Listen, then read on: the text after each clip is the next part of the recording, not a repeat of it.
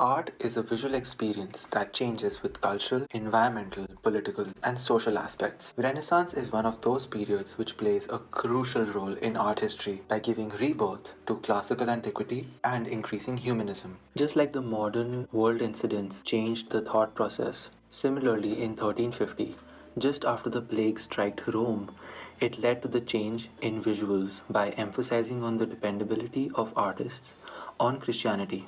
This led to the beginning of medieval period. But after almost 100 years, due to the increasing corruption in Catholic churches, rich families started forming, like Medici. They were known for commissioning various artworks and also helped in contextual studies and obsession for exploration from great artists and poets. With this, the art took a new turn which became entirely human centered, with infusion of memories, harmony, beauty, and passion to support the formation of Renaissance. There was rapid expansion and trade during this time that led to the creation of a new wealthy merchant class, and as their wealth grew, so did their appetite for higher social status. The best way to show off wealth during those times was by commissioning a portrait.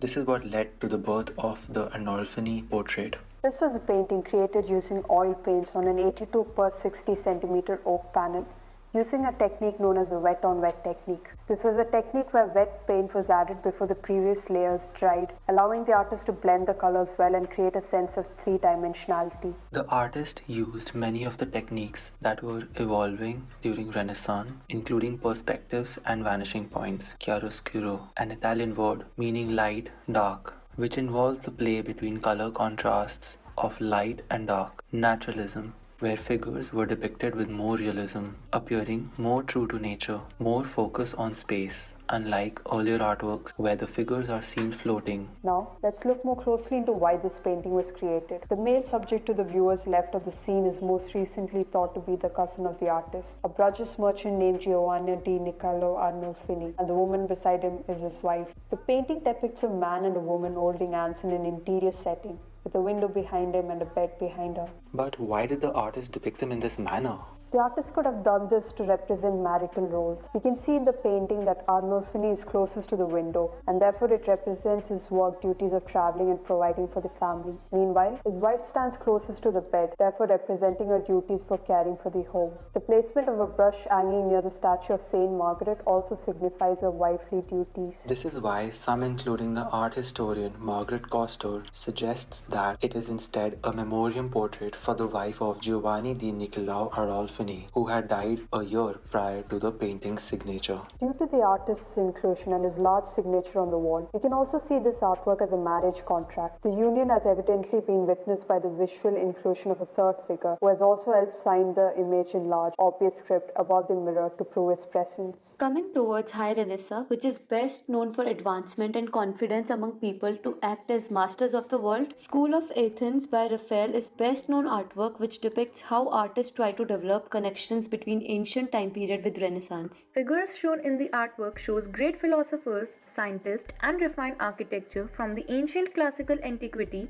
which took place around 400 BC. The model faces of modern artists and thinkers like Leonardo da Vinci, Michelangelo, Donato Bramante, and the artist himself from 1509 used for Greek philosophers, depicting different identities to uncover the commonalities and high spirits of great masters of that time. The period was also associated with symbolism and perception, which is clearly visible in hand gestures, positioning of the fingers, sculptors, and even the bright sky with white clouds. Also, being the master of perspective drawings and recommended for this commissioned work by architect Donato to the Pope Julius II, Raphael incorporated the architecture of St. Peter Basilica, redesigned by Donato to honor his gesture and studies. We are in this moment at the rediscovery of ancient Greek and Roman sculpture.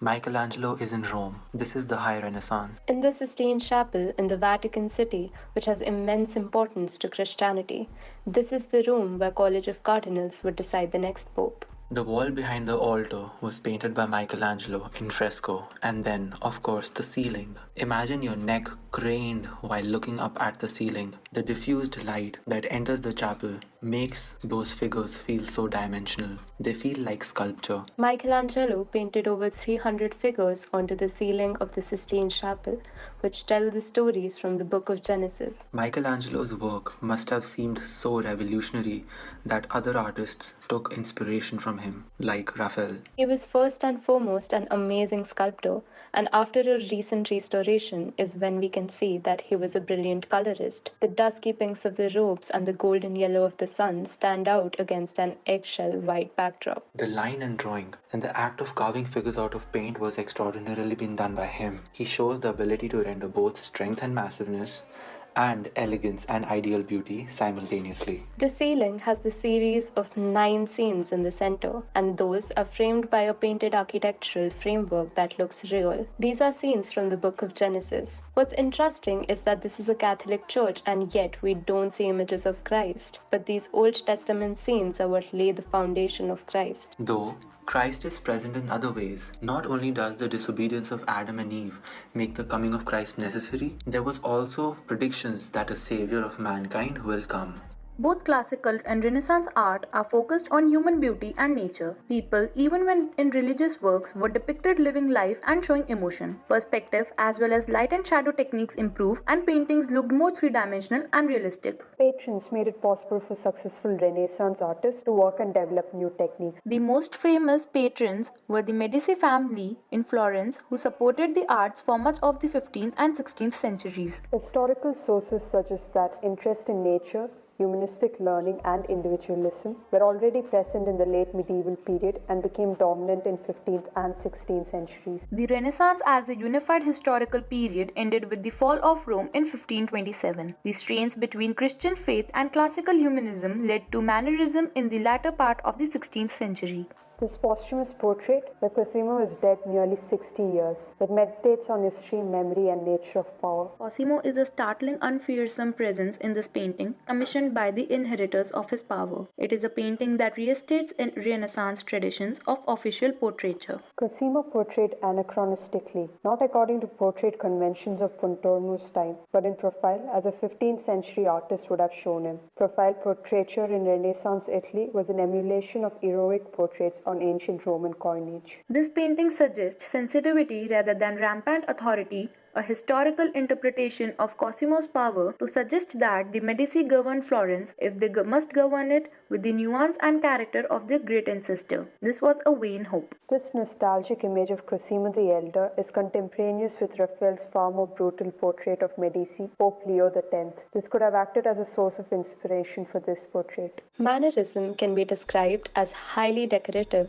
and illogical, but the laws of proportion, naturalism, and maths don't apply. It pushes the boundary of fantasy and imagination. Observation of nature is not evident, rather, the inspiration taken from other art is. This is the great mannerist painting by Parmigianino called The Madonna with the Long Neck. It's a pretty big painting, and the Madonna is portrayed quite big. She has wide hips, and her head seems very tiny compared to her hips. Coming down to those tiny toes, it almost seems like her body is forming the shape of a diamond.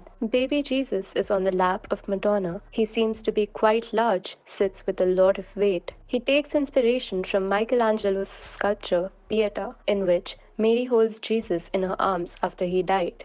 So the way the arm of baby Jesus falls could show Jesus is asleep or dead. Looking at this, we can see that we are no longer in high Renaissance anymore. The artist of that time managed to reach the peak of naturalism. What we see here is not an ugly distortion, but the kind of distortion that showcases extreme elegance. Fall of Renaissance takes that ideal beauty and elegance from High Renaissance and exaggerates it. Mannerism can be thought of art being inspired from art, as opposed to art being inspired from nature, like in High Renaissance, where figures were based from nature and observation. To support that, this painting can be compared with art like Giuliano de' Medici by Michelangelo. The painting done by Parmigiano is referring to his own traditions, and he's taking inspiration from Michelangelo from High Renaissance. Mannerism can also be seen appreciated in Michelangelo's Leda and the Swan, belonging to the year 1530. We can see that this feature becomes one of the most typical formal characteristics of this art movement. Thus, to conclude, Renaissance is a period of the past where there were inventions in every field of knowledge which were interrelated with each other, and it is still being followed as the basis of study by the modernists.